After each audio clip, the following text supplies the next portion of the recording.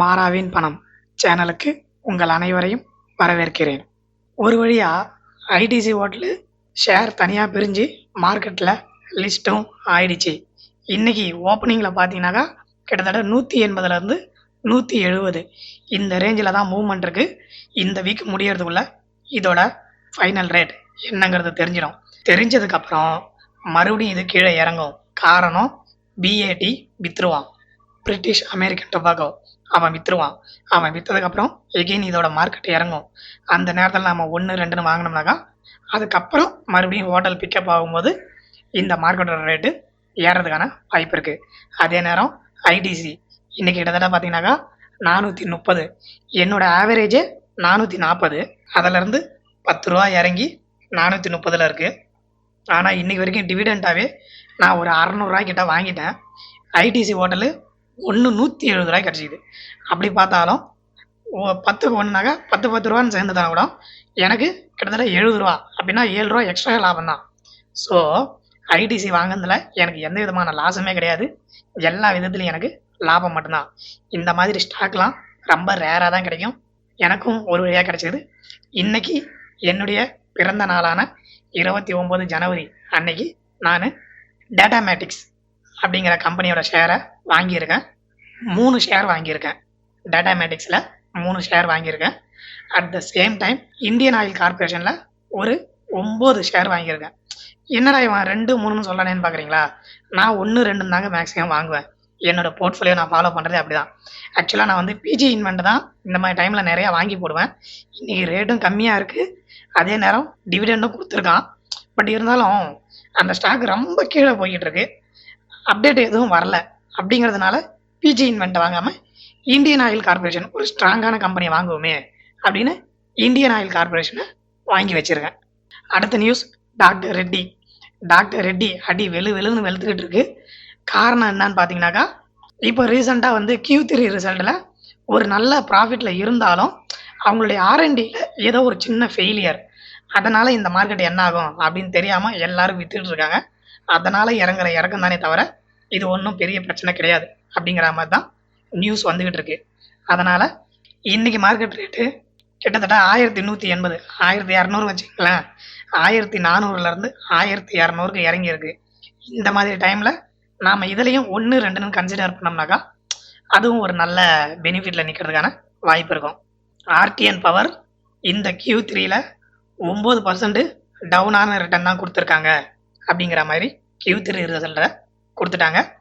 PG இன்வெண்ட்டும் அவங்களுடைய December profit பார்த்தீங்கன்னாக்கா 265 கோடி. இது வந்து இயர் ஆன் இயர் 10% எனக்கு லாபம் தான் கொடுக்குது. அதாவது போன வருஷத்தை விட இந்த வருஷம் எனக்கு 10% அதிகமான பெனிஃபிட் தான் அப்படின்னு சொல்லியிருக்காங்க. அதே மாதிரி ஐசிஐசிஐயோட Q3 ரிசல்ட்டு வெளியில் வந்திருக்கு. அவங்களுடைய லாபம் 11,792 கோடியாக அதிகரிச்சிருக்கு. போன வருஷம் பார்த்தீங்கன்னா எனக்கு வெறும் 10,270 தான் வந்தது. ஆனால் இந்த வருஷம் 11,790 கோடி, நல்ல லாபம் தான் அப்படின்ற மாதிரி சொல்லியிருக்காங்க. எக்ஸ்பெக்ட் பண்ணதை விட ஹெச்டிஎஃப்சியில் 2% அதிகமாகவே லாபம் வந்திருக்கு.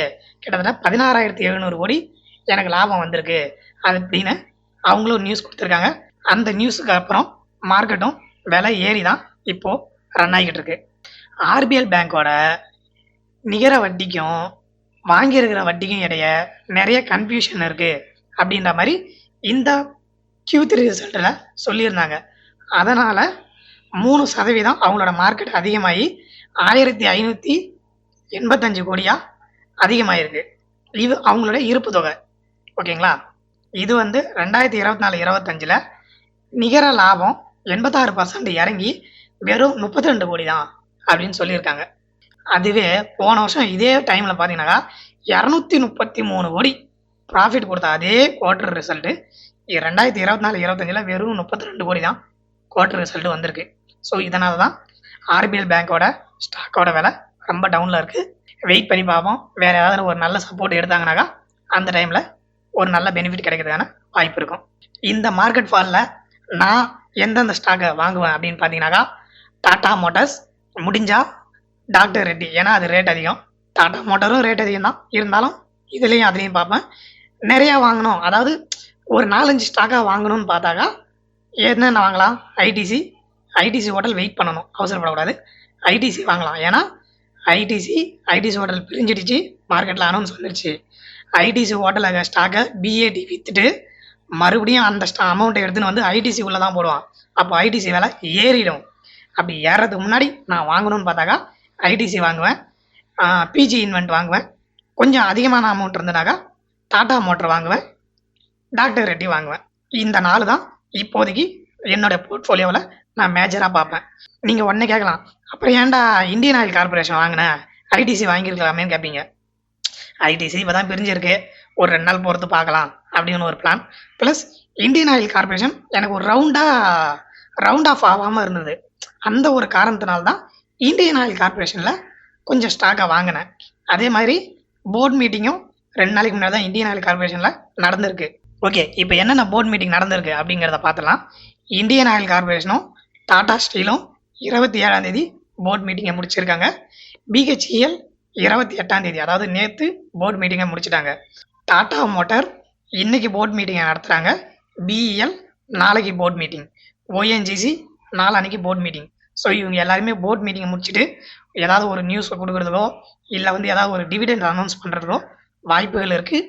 பிஜி இன்வென்ட் ஆல்ரெடி டிவிடெண்ட்டை அனௌன்ஸ் பண்ணிட்டான். ஒரு ஷேருக்கு ₹1.80 டிவிடெண்ட் கொடுக்குறதாகவும் சொல்லியிருக்கான். இதுதான் நாம் இன்றைக்கி மார்க்கெட்டில் பார்த்த நியூஸ். என்றும் அன்புடன் உங்கள் எம்.கே. நன்றி, வணக்கம்.